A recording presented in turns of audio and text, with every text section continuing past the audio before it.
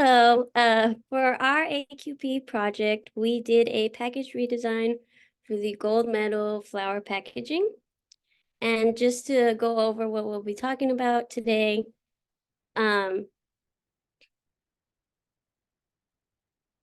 we will define the problem, understand the current state, visualize the ideal state, perform root cause analysis, develop solution hypothesis, conduct experiments, evaluate results from the experiments, implement the best ideas, and institutionalize change. So to start, we need to define the problem of the current packaging.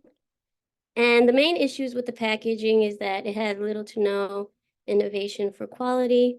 It has no interesting or recent brand changes. It lacks accessibility, and it has lots of issues with sealability, which can cause a concern for contamination. So how do we fix this? We need to first understand the current state of the packaging. So for our first improvement method, we did the Genchi Genbutsu, where we went to a grocery store to look at the packaging in real life. And as you can see, it's very messy. The flour is everywhere. And also with the actual packaging, once it's open, there's no way to reseal the package properly. And it also tears very easily since it's made out of paper. And Deming defined quality as satisfaction of the customer. So this is something we will keep in mind for the rest of our analysis.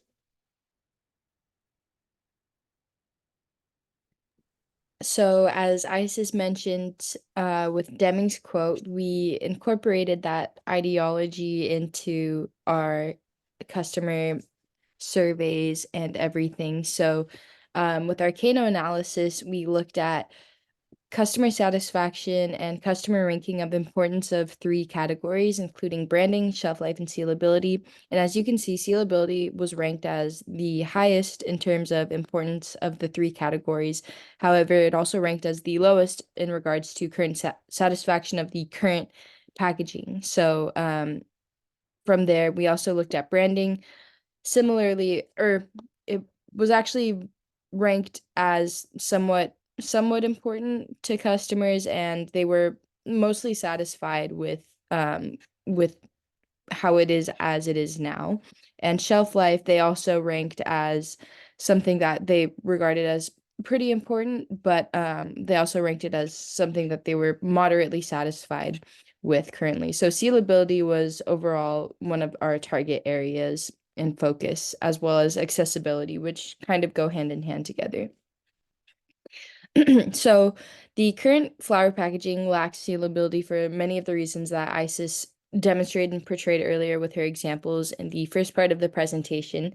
And as you can see, 53%, approximately 53.1% of the consumers who took our survey expressed dissatisfaction with the current sealability of flower packaging, and around 47% of those consumers also stated that accessibility was an important concern to them. So from there, we needed to visualize the ideal state. So resealability was a core aspect of our project, and from there, brand recognition, practicality, and accessibility were all important considerations for the ideal state of our redesigned package. So we set out and defined two big, hairy, audacious goals that we wanted to achieve within our project. And one of them being that we wanted to improve a 10% satisfaction with sealability to around at least 65%. Similarly, with accessibility, we wanted to improve it from 47% to approximately 68%. And we began by creating an affinity diagram to kind of ideate on the categories that we were thinking of improving upon at the very beginning of our project. So one being improving the overall packaging design, the second being updating branding, and the third would be optimizing production. And from there, we needed to perform a root cause analysis. And we did that by analyzing this Pareto diagram using the data that we collected from our first survey. And the way this works is that we had the people who took the survey rank in the significance of accessibility as a priority on a scale of 1 to 5. And 4 and 5 were the two highest categories that received responses, suggesting that accessibility was going to be a priority within this project as well. Next, we'll develop a hypothesis to kind of encapsulate our solution. The hypothesis takes pretty much all of the sections that we talked about in our overview and condenses them into 1 or 2 sentences. So, to clarify what we've already said recently within the last few minutes, flower packaging currently is frustrating. When opening, it creates a mess, it's not resealable, and the paper just isn't working very well. So we hope that redesigning gold medals flower packaging to create more sealability and accessibility will improve the customer experience, make the product last longer, and make the customer more satisfied overall. Next, we conducted some experiments. So basically what we did is made 2 fictional mock-ups of what a gold flower package might look like. We made a package like you would see in for protein powder, and one that you might see for something like applesauce with a pore spot. Then we took these two designs and surveyed a customer base to see how they responded. The scatter diagram shows the distribution of satisfaction with the new packaging aligned with their satisfaction with the old packaging sealability. And as you can see, the distribution is much higher, meaning that they were much more satisfied with the new packaging results. Next, we have our secondary Kano analysis. Basically, we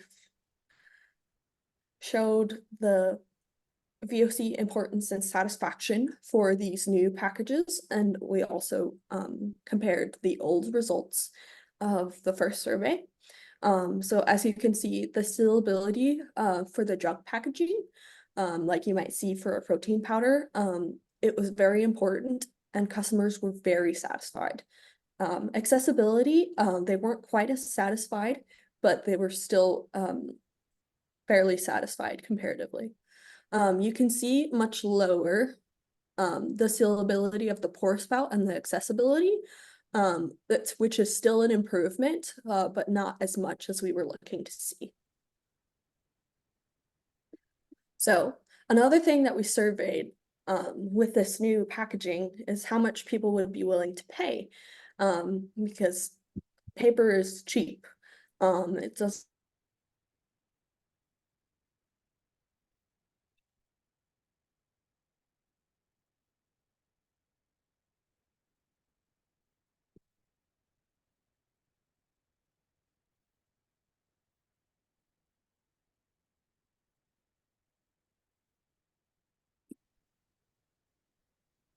We also surveyed in the secondary survey how much people would be willing to pay more for these new types of packaging.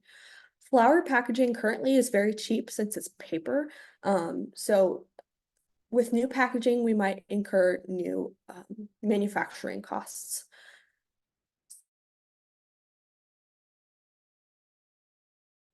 Most people don't want to pay a lot less than 50 cents for a new type of packaging, although also a significant amount would be willing to pay 50 cents to $1 more.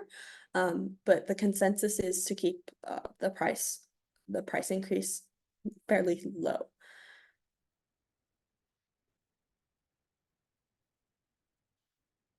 According to the survey, 53 approximately percent of respondents also stated that sustainability is important for their purchasing. So sustainability is clearly important, but there was a little bit of a problem because survey respondents were kind of unsatisfied with the sustainability of the new packaging. Okay, so here's some responses from the survey of people, what people said when we asked if there was anything they liked or disliked about this new packaging, and I'm just gonna assume all these were dislikes. But a lot of them were commenting about the plastic, but you go to the next slide. Plastic can be more sustainable than paper if done right. So a lot of the marketing done around paper and plastic has been like telling consumers that paper is a lot more recyclable and sustainable, but actually manufacturing paper products produces 3.5 times more greenhouse gases, and then it takes 4 times more energy and 3 times as much water. So it's a lot of energy and resources being consumed to make paper products rather than plastic. But the problem with plastic is that it becomes non-recyclable if it's not properly cleaned. However, with flour, since it's just powder that you're scooping out or pouring out, there's really no cleaning necessary because once you use it up, it's basically just clean and empty. All right, and then our next stage was implementing our best ideas. From our survey responses, we found that, if you want to switch the slide, this protein powder looking container jug was more favorable than the spout packaging. So we decided to go with this one, which leads into our change. And so for one of our quality improvement tools, we looked at Heijuka, which is aiming to improve process flow to match consumer demand and reducing waste. So for us, what does it mean? We decided that it might be a good idea to only produce small batches for now and tailor production based on consumer interest and like if just kind of monitoring how much consumers buy since it's a new product and we don't know how much people would buy of the new container versus the current paper packaging. We also did a CTR analysis based on what would happen if we decided to move forth with the plastic jug container. We found a resource that said that one jug, like a standard 2-pound jug, would be about $1.04 per piece. And in this scenario, we decided to make 2,000 of the flour jugs. So just going through the calculations, our price of conformance. So we have the $1.04 per unit and 2,000 units. So we're having $2,080 or $2,080.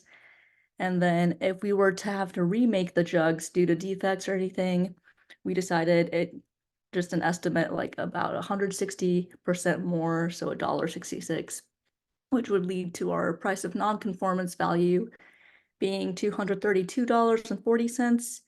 And then through the CTR formula, we get 0.90 for the CTR value, which means if we had to deal with any of the defects, we would be losing 0.10 cents per every dollar of the packaging. And so going into Jidoka, which is automation with the human touch, and then the machines just being stopped as soon as any defects are detected, just taking the CTR value into account, just when the production flow is happening, especially since this is a brand new packaging that might initially yield quality issues, just knowing when defects are happening from the machine and assigning routine checks from the plant workers. We just want to ensure there's minimal waste of materials and time. And thank you. That is our presentation.